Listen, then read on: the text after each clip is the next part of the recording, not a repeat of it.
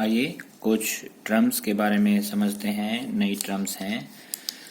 JKD 85 classroom YouTube channel पर आपका स्वागत है।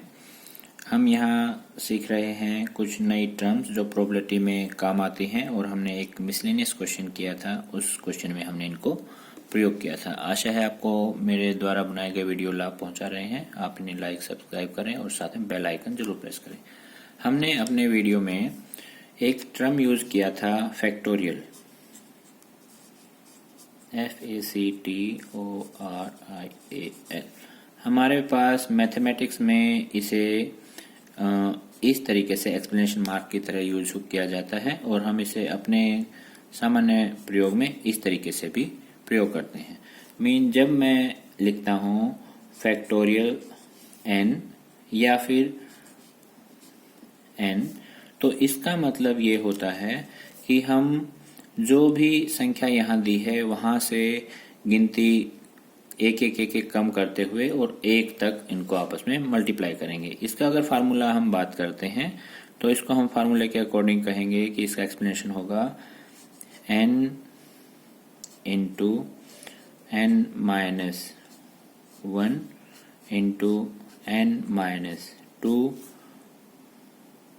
और इस तरीके से कंटिन्यू जाते जाएंगे और हम कहेंगे n माइनस 1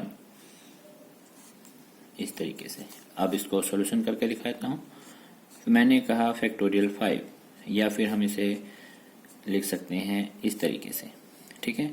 तो हम इसे लिखेंगे 5 इंटू 4 इंटू 3 इंटू 2 इंटू 1 और इनको मल्टीप्लाई करेंगे तो हम इसका आंसर मानेंगे 5 चौक 20, 20 दिया 60 और 60 दूनी 120। तो फैक्टोरियल 5 का आंसर 120।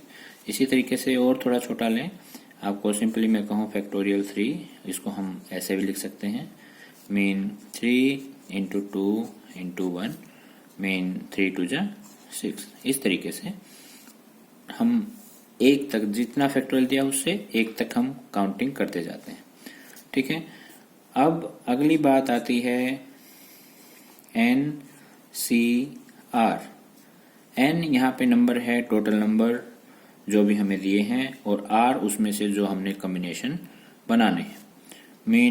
इसका फार्मूला दिया है factorial n upon factorial R into factorial n minus r।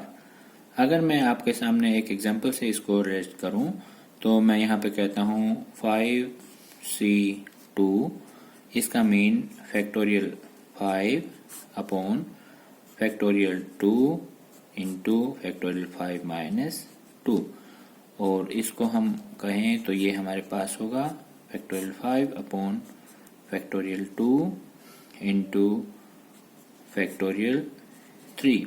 इसको हम कैसे सोल्व करेंगे?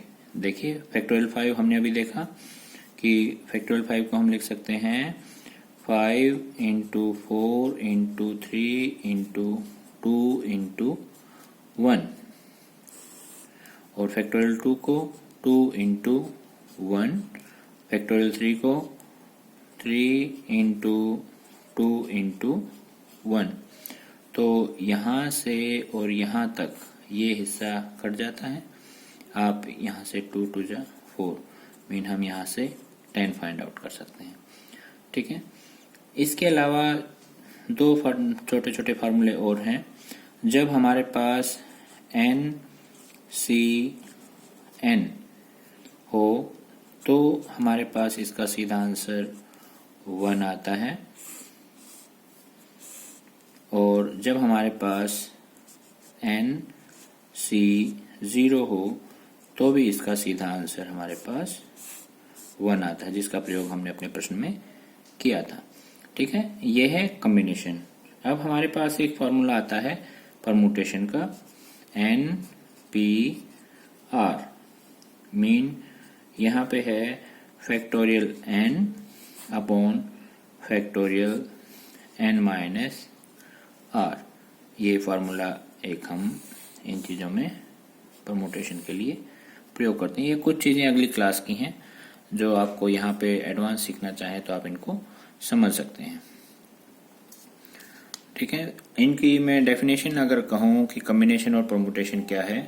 परमुटेशन जो है डेफिनेशन दी गई है, परमुटेशन मीन ये PERMUTATION परमुटेशन। परमुटेशन का मतलब है, permutation is the way of arranging the elements of a group और a set in an order. ठीक है, ये किसी ऑर्डर में किसी ग्रुप के एलिमेंट्स को सेट करना। यहाँ पे बड़ी बात है कि ऑर्डर में, सेट इन ऑर्डर। ठीक है, परमुटेशन का मतलब हुआ सेट इन ऑर्डर। इसमें ऑर्डर में सेट होना बड़ी बात है। ठीक है, और कॉम्बिनेशन के बारे में बात करते हैं। यहाँ पे कहता है कि कॉम्बिनेशन, जिसे हमने NCR ये जो प्रेजेंट किया था, यह कॉम्बिनेशन।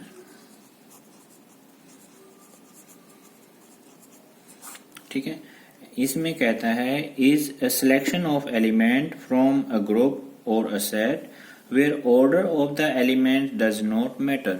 मतलब इसमें हम किसी ग्रुप से या किसी सेट से जो भी एलिमेंट्स लेते हैं उसमें उनका ऑर्डर मैटर नहीं करता, उनका किस क्रम में है इस बात पर जोर नहीं दिया जाता। Mean order does not matter. इनमें ये अंतर है और थोड़ा सा फार्मूले में अंतर है। आशा है आपको कहीं न कहीं ये लाभ पहुंचाएगा और आपका ज्ञान बढ़ाएगा। आपने इन्हें समझें और अगर पसंद आए तो इन्हें लाइक और सब्सक्राइब करें, साथ में बेल आइकन प्रेस करें। Thank you.